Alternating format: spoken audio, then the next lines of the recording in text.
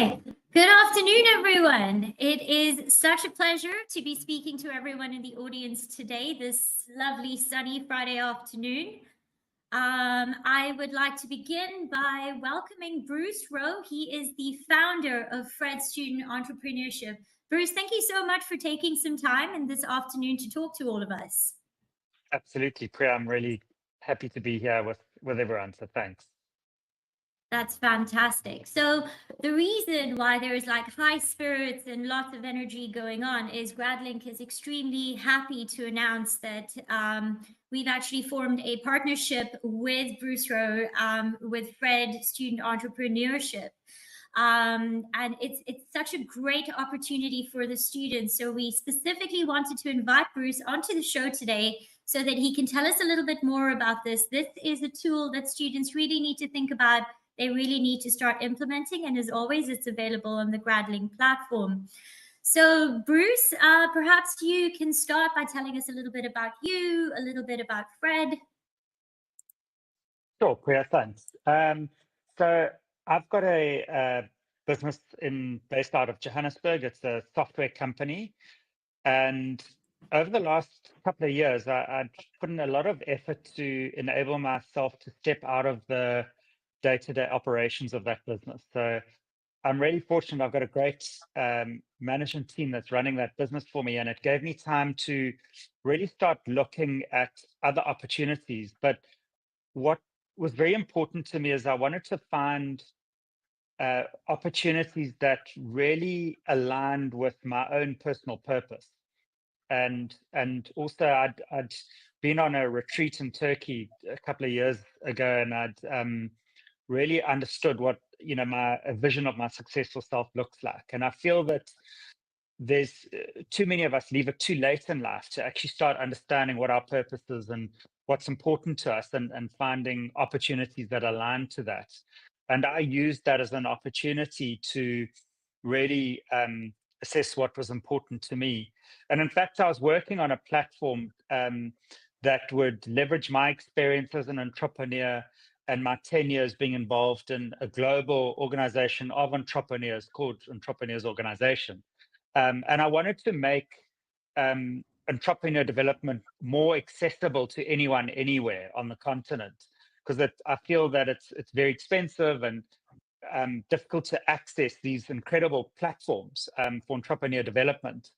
And it was during that process that I was introduced to some high schools, and that's where the Fred journey started. And I actually pivoted my focus and my business because I realized that there was an unsolved need and something that schools desperately wanted, which was a repeatable platform to foster an entrepreneurial mindset within students, and to also give students a platform to both learn about and experience entrepreneurship. Sorry, and that's where we started. And we've now evolved Fred to be relevant to not just schools, but also post-school students. And I use the word post-school carefully because it's not just tertiary. We're working with, as an example, my players, where it's an association of professional rugby players across the country. So those are not necessarily students studying, although some of them are, but they also need a platform to explore what they will do post their professional rugby careers. Similarly, with university students or anyone studying in a tertiary institution, what's next? And that's what Fred's all about. Okay. It's realistically, the country, the world, the continent, however you want to look at it, that we're living in, it's not everyone needs, we call it our buzzword is standout employability, right? And essentially it's not just the piece of paper, your qualification, your degree, your diploma, because you have a class of people who are essentially studying the same thing. So what is it that you can do to sort of redefine yourself as an entry level, speaking specifically to students and graduates now? And I'm sure all of these facts. They say Africa as a continent, is the hub for entrepreneurship. It's where all of the growth is going to happen in the next 5 to 15 years. So there's a need for introducing elements of entrepreneurship. And it's exactly what you said. It's got to start somewhere. It's got to start at, at institutional level, but it's also got to start, or, it must continue, so to speak, with the students also. So, after a whole large, long sentence from my side, what I'm basically getting at is, what's your take on entrepreneurship as the responsibility of the individual? So Priya, and I alluded to it earlier, is that we aim to foster an entrepreneurial mindset, and an entrepreneurial mindset is around the ability and awareness to understand problems and challenges around you in your environments, and that could be in the communities in which you live, but it also could be your day-to-day life, or if you're employed in a corporate.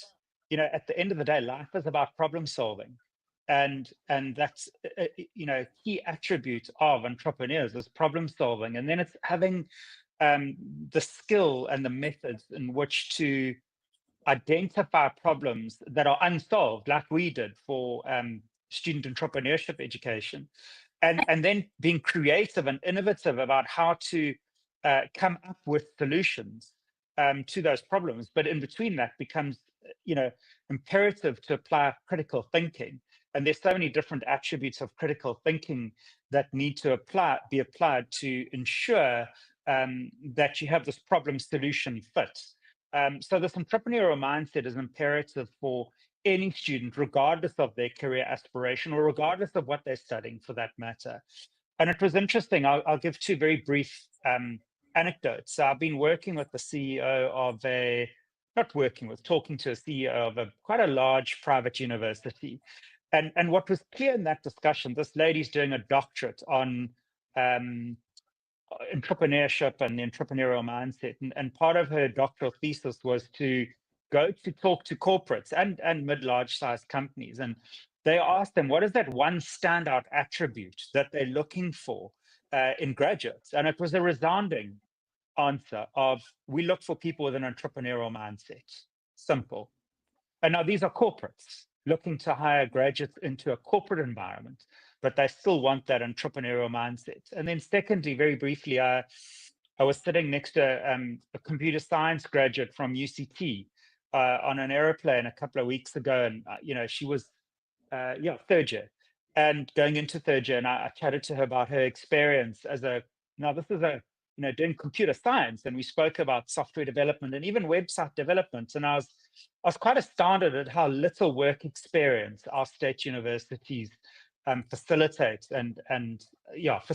for students. And that just means that graduates are going into the workplace and they're not work ready, and because they've really, if they haven't taken the initiative or they haven't got the networks to tap into to get work experience during their studying, they're not employable. And it just, so it goes back to, what is that standout feature? It's not just an entrepreneurial mindset. It's also, I've done something different.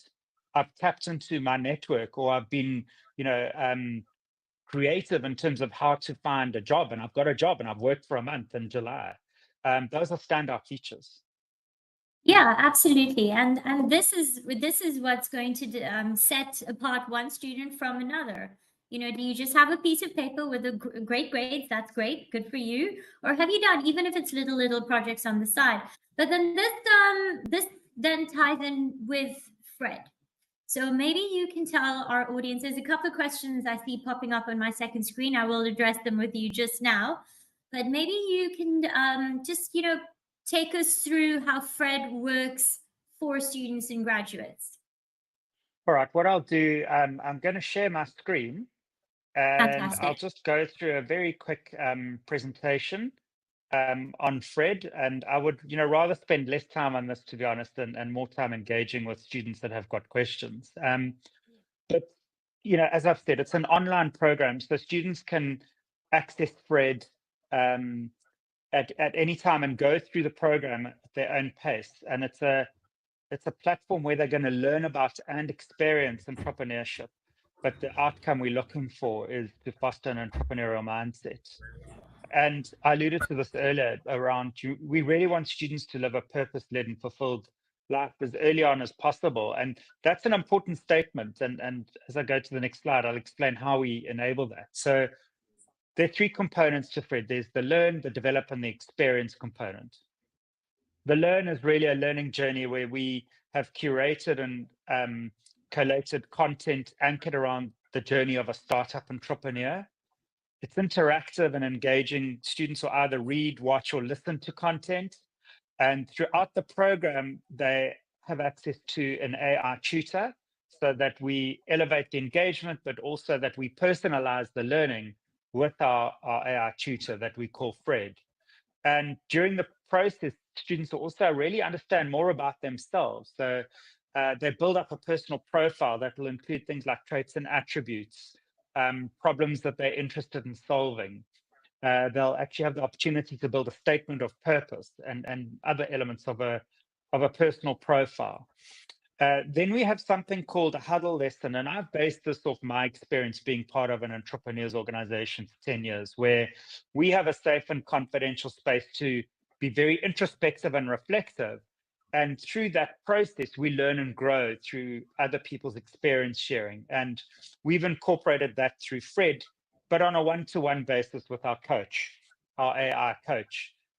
However, over time, we will actually facilitate virtual huddle lessons of students in groups of sort of 8 to 10 students. And as we roll this out both across Africa and internationally, our aim is that we will facilitate virtual huddle groups with students from different parts of the world.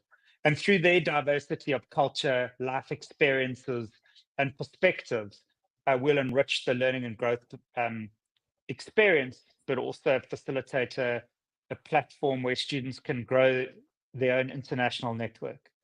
And then the experiential element of it is there's an element of game theory that we've built into Fred. And as they go through the program, they get awarded points. And over time, certainly in the latter parts of the program, they'll be able to cash in those reward points and pitch to get advice from a successful entrepreneur, or to pitch for mentorship on a particular idea that they're working on, and ultimately get work experience and have the opportunity where we'll facilitate access to pitch events to get funding.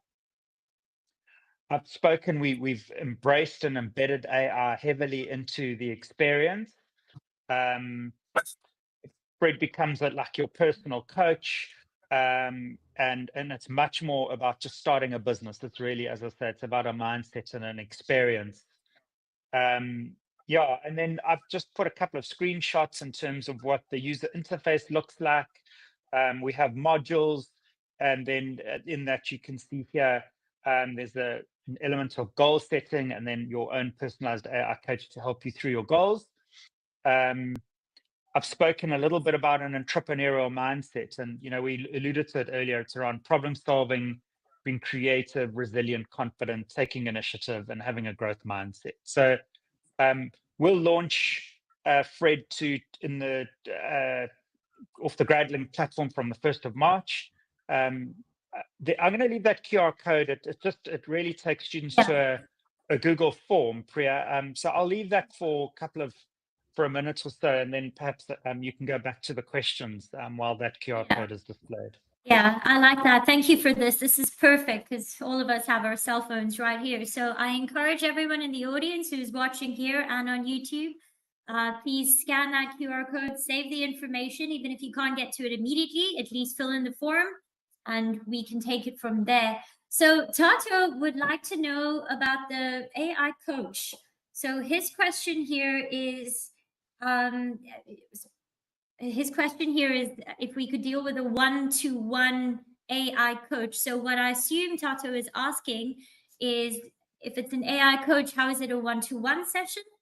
Is it a chat functionality, or how does it work?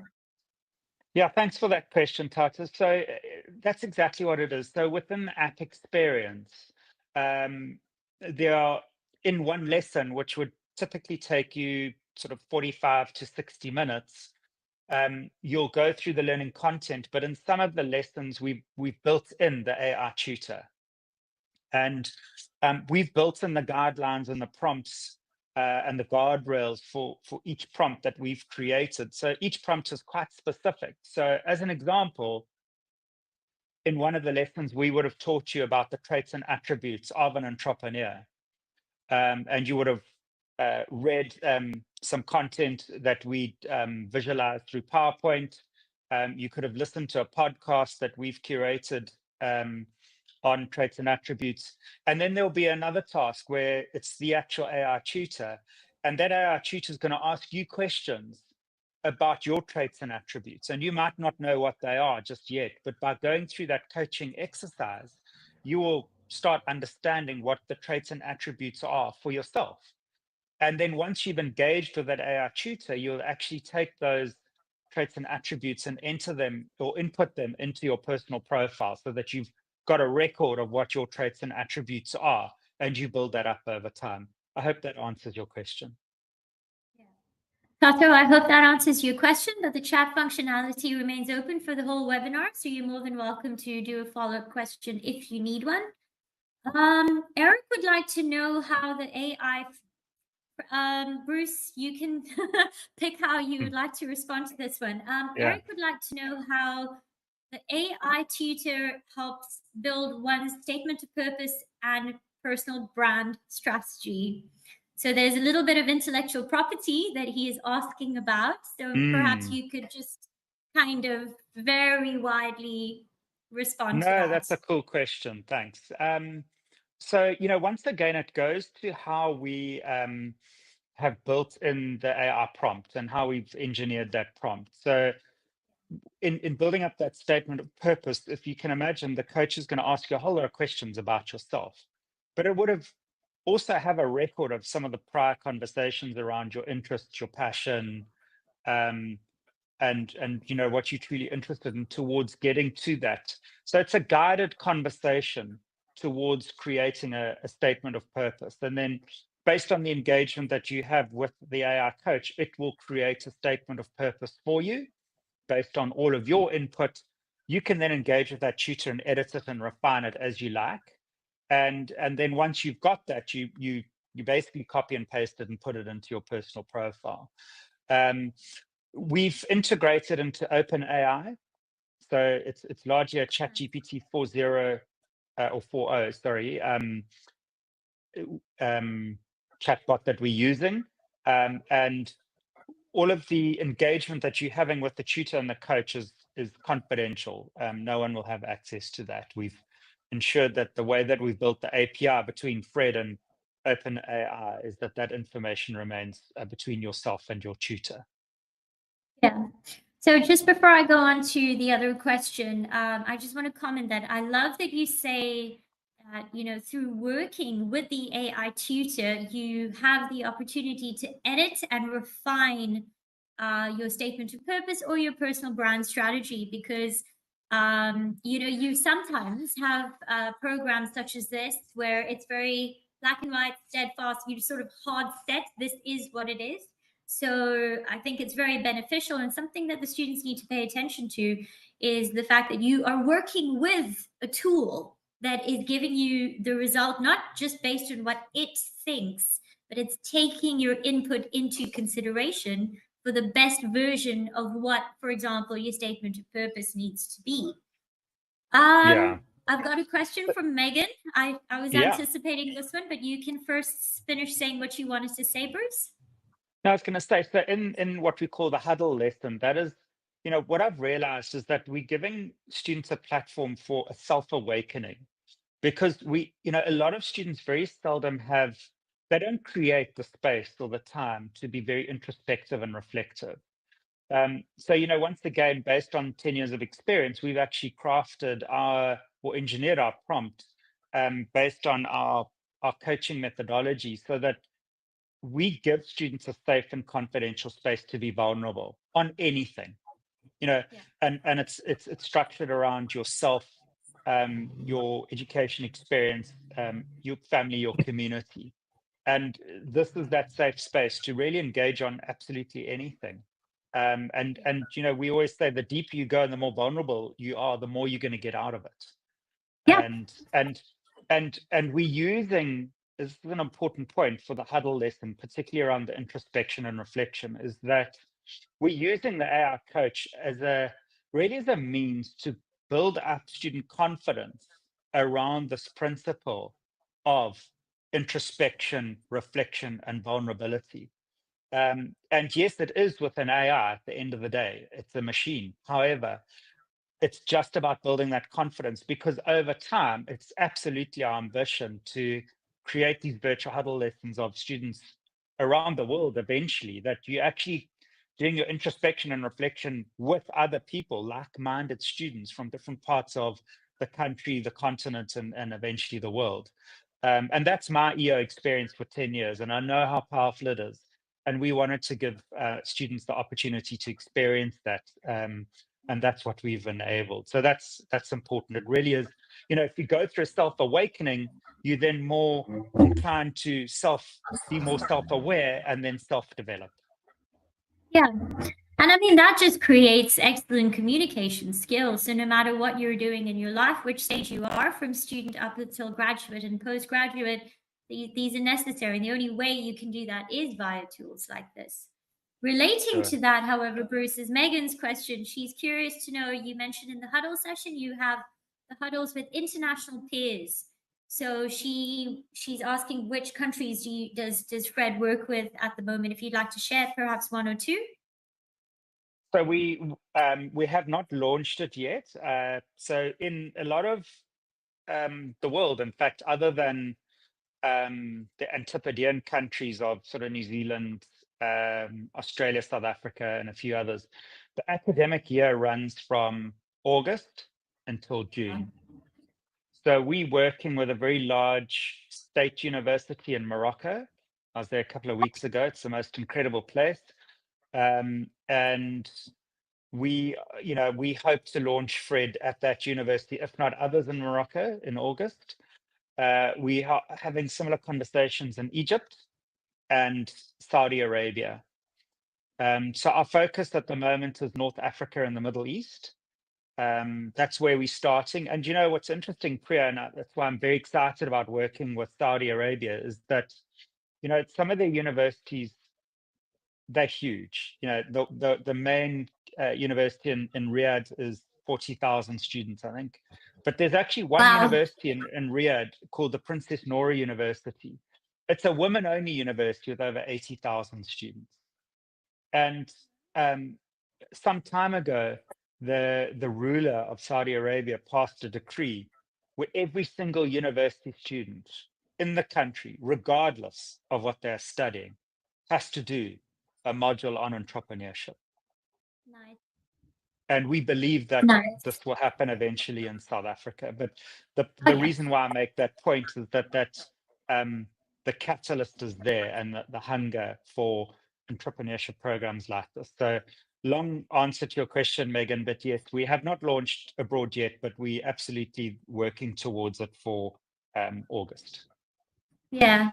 And I mean, the countries and the regions that you are targeting make perfect sense, even from an alignment perspective to all of us down in Southern Africa, Absolutely. And, Bruce? sorry, just on the countries, particularly Egypt, Morocco, and Saudi, not that those are the ones, this is not the reason we chose to work with them, but they are very international, cosmopolitan countries, because there's an immense amount of development happening. Morocco's got the 2030 Soccer World Cup.